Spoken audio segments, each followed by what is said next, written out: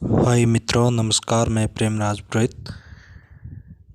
ब्रह्मचर्य की पालना कैसे की जाए, पवित्र ढंग से जीवन निवारा के मार्ग का प्रस्तुत करता है। ब्रह्मचर्य की बल पर मानव महामानव की स्थिति में पहुंच जाता है। ब्रह्मचर्य रक्षा के उपाय: सूर्य उदय से पूर्व उठना, नित्य प्रति घूमना, दौड़ लगाना, योग आसन यानी कि प्राणायाम करना। ये सुबह सुबह करने से आदमी की शक्ति बढ़ती है। अंकुरित अन्न का नाश्ता करना, यानी अंकुरित अन्न का नाश्ता करना यानी कि भिगा हुआ, शाम को जो भिगो दिया, जैसे मूंग है और भी कई अंकुरित अन्न में जो उनका बहुत सारा शरीर में गुण होता है, शक्ति बढ़ती है, आँखों की रोशनी तेज होती है, कोई भी प्रकार का रोग नहीं लगता है। तो कहते हैं अंकुरित अन्न का नाश्ता करना और तेल, खटाई, मिर्ची, मसाला का प्रयोग कम करना। इन चीज़ों में से इसका खटाई और तेल, मिर्ची या मसालों का प्रयोग बिल्कुल कम करना। कोई वासनावत विचार तर्क आता है और मन में ही मन दोहराने लगने की विषेद आत्म है और इंद्रियों मेरे वश में है। इनकी जो 5 इंद्रियां होती है वो वश में करना जरूरी है, तब कहलाता है ब्रह्मचारी। बहुत से लोग हैं, योगी महापुरुष है जो ब्रह्मचर्य का पालना करते हैं, और भी मान सज्जन लोग संसार में खूब है जो ब्रह्मचर्य का बहुत लोग पालना करते हैं।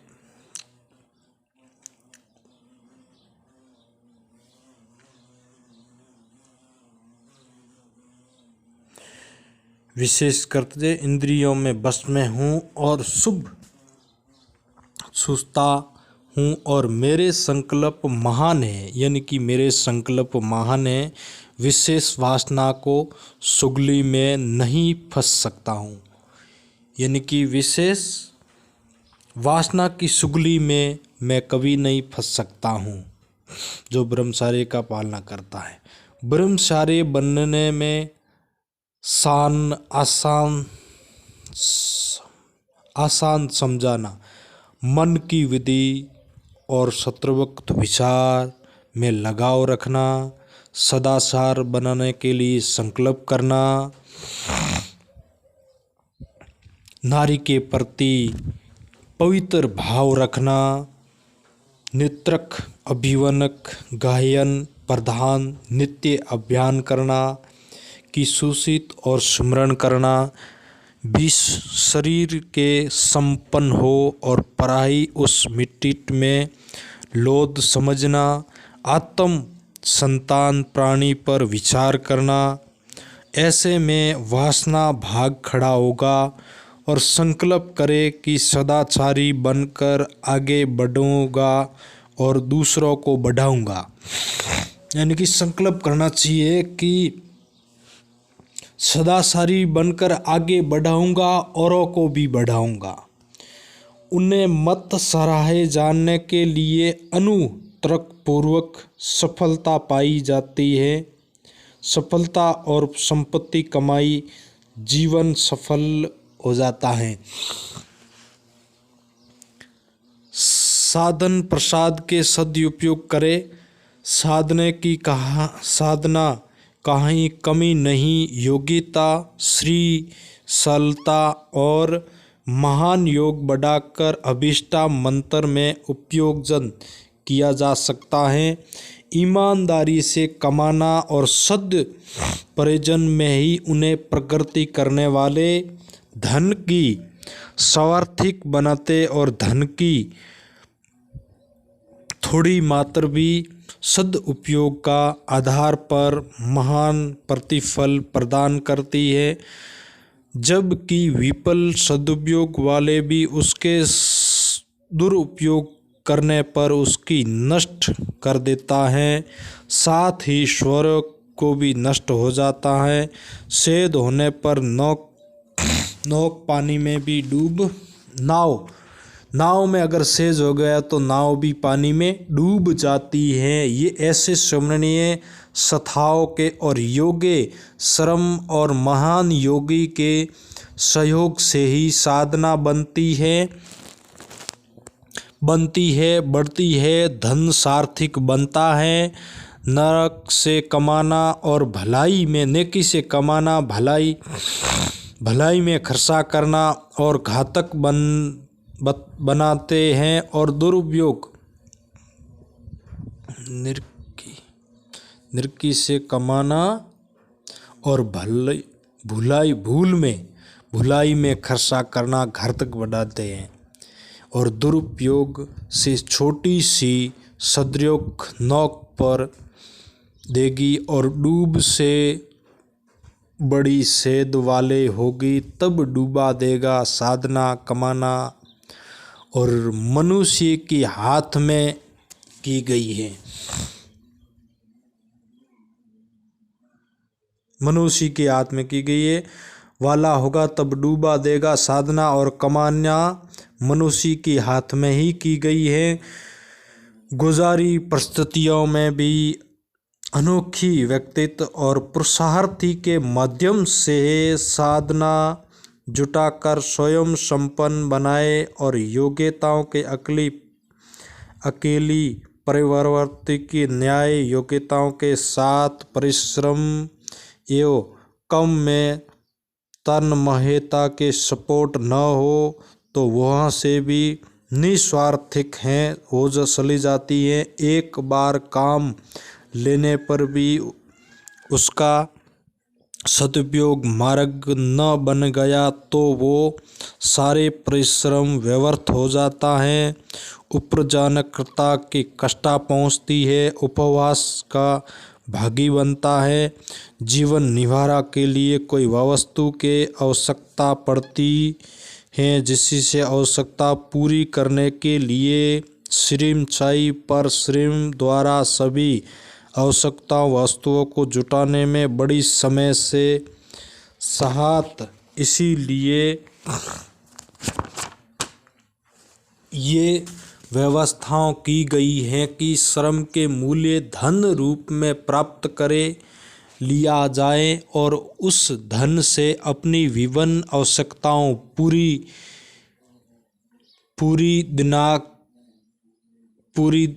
होती रहे। और धन कमाने से मुख्य उदाहरण जीवन यापन के लिए दिनांक एवं मूल आवश्यकता की पूरी करना है। समय के प्रभाव से आज पैसों के मनुष्य जीवन में महत्वपूर्ण स्थान है। मनुष्य की लघुता मेहनत अब पैसों के कामना से नापी जाने लगी है और पैसों के द्वारा जब सुख सामग्रियां सब प्रकार की योग्यताओं और शक्तियां खरीद ली जाती है, आज से अनुचित आर्थिक महत्व पैसों को प्राप्त है, उसकी ओर ध्यान नहीं दिया जाए तो भी इतना मनन हो पड़ेगा जिससे पैसों की आवश्यकता हर एक को है और भोजन व्यवस्था और मकान की और ज़रूरत पड़ती है। आर्थिक छात्रोकृत परिवार के भरण पोषण, बच्चों की शिक्षा, विवाह, चक्रवतस और दुर्घटना के अकेला आपूर्ति आदि के लिए थोड़ा बहुत पैसा हर परिवार के पास रहना आवश्यक है। ये तो जीवन के आवश्यकताओं कितनी भी इसकी कोई सीमा या कैसेट नहीं है और मनुष्य की कुछ आवश्यकताओं अनिवार्य होती है कि कुछ साधारण और कुछ बहुत ही आवश्यकता अपनी आर्थिक स्थिति की देखकर ऐसे व्यवस्थक बनने के लिए अनिवार्य आवश्यकताओं के पूर्ति पहले और फिर दूसरे आवश्यकताओं पूरी हो।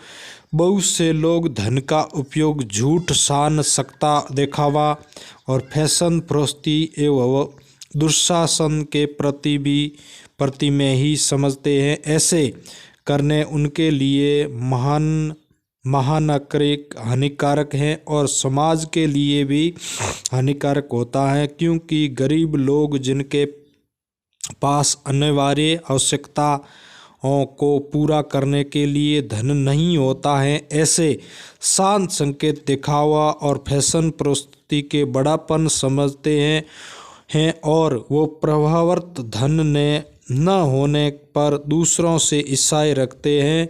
व्यवस्था के रूप कारण बर्बाद हो और समृद्धि परिवार के अभी के अनोखा उदाहरण है। आत्मव्यक्त के एकमात्र करना हमारे आदर्शता की धन के हमने झूठ शांत शकत की प्राप्ति का साधना मान लिया है, जो केवल मनुष्य की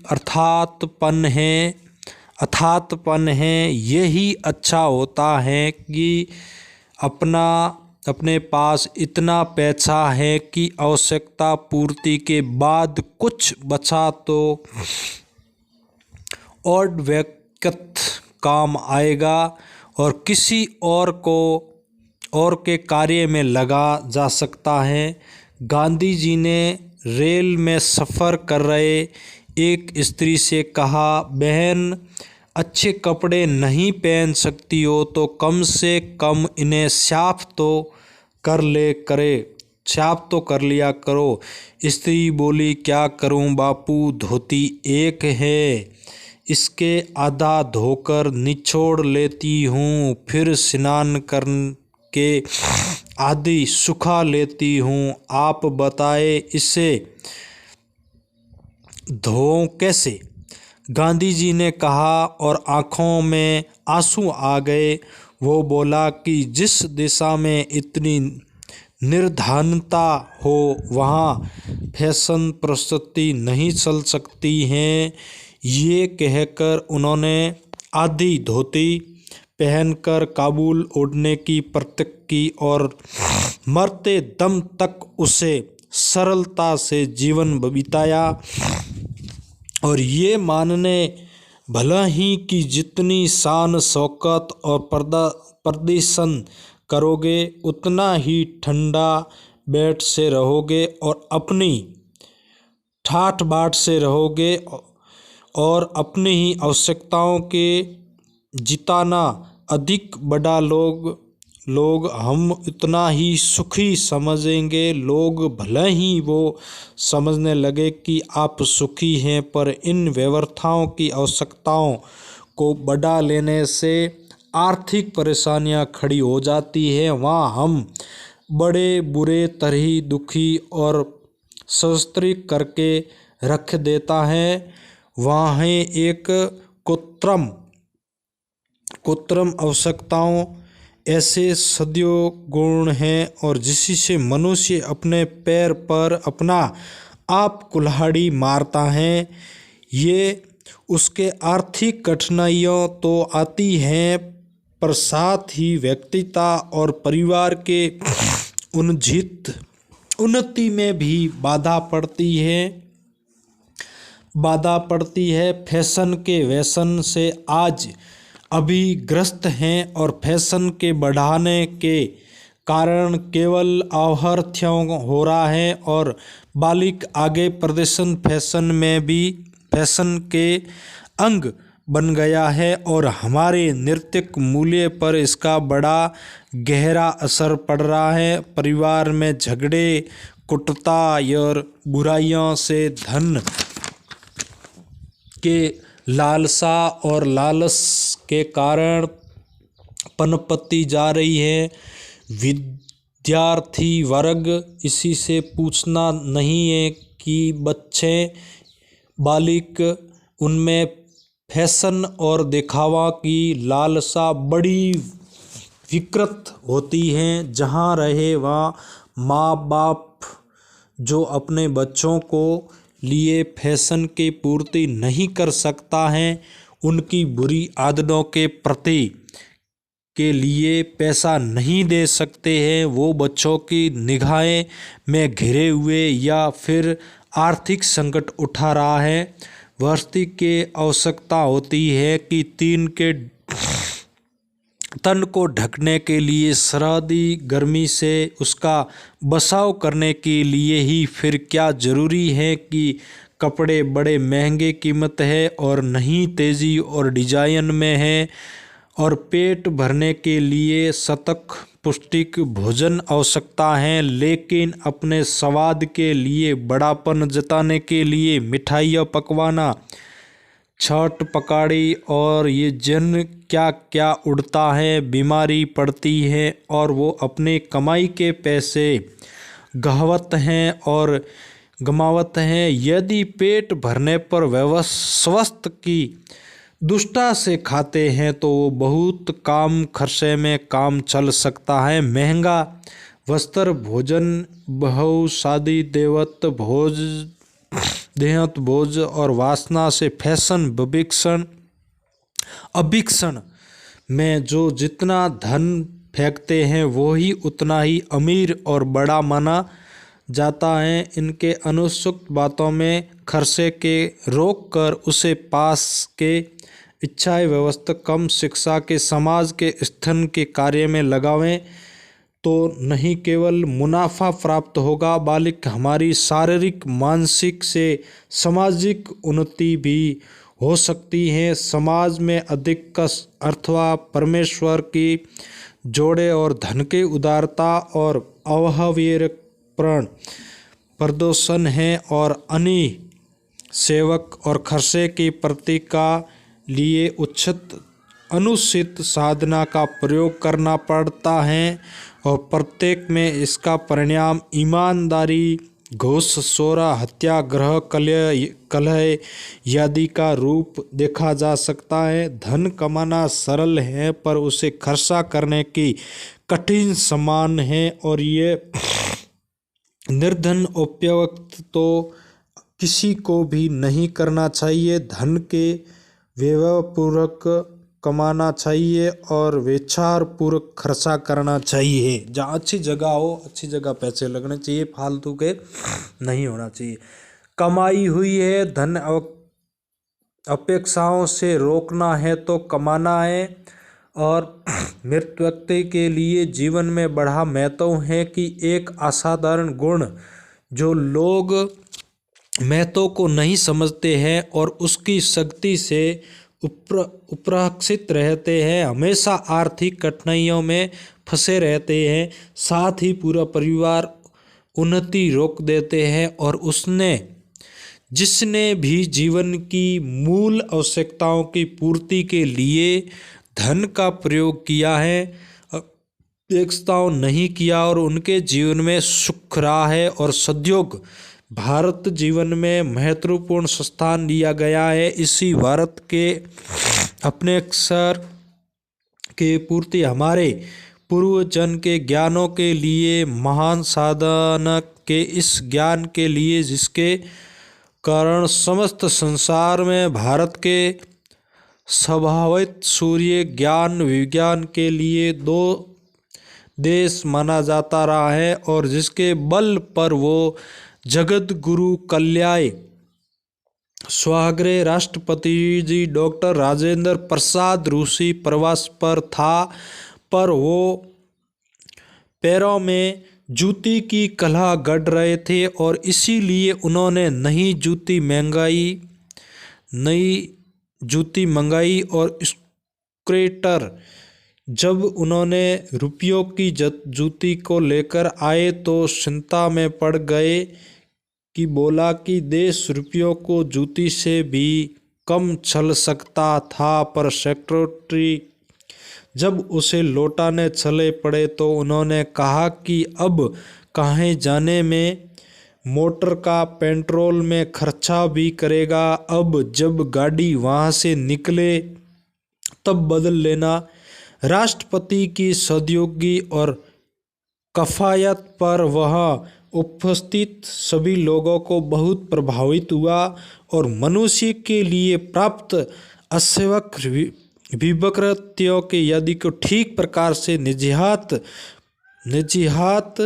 की जा सकती है कि व्यक्तित्व क्या सामाजिक हर क्षेत्र में स्वरोग्य परिस्थिति उत्पन्न की जा सकती है और स्थिति में समझने में हमारी बुद्धि अक्षम नहीं है, परंतु तथा समझना एक बात है जिससे सरितर करने का दूसरा विभाग के सही दिशा में निरंतर करना स्वयं साधना के बना विभाग नहीं। वस्तु और समयावर्त के विकास समय साधना अभिवन हम जितना भी अधिक तत्परहित से करे सकते हैं, अतः कल्याण के लिए, जिनके लिए कल्याण देश के लिए जितना भी अधिक प्रगति कर सकते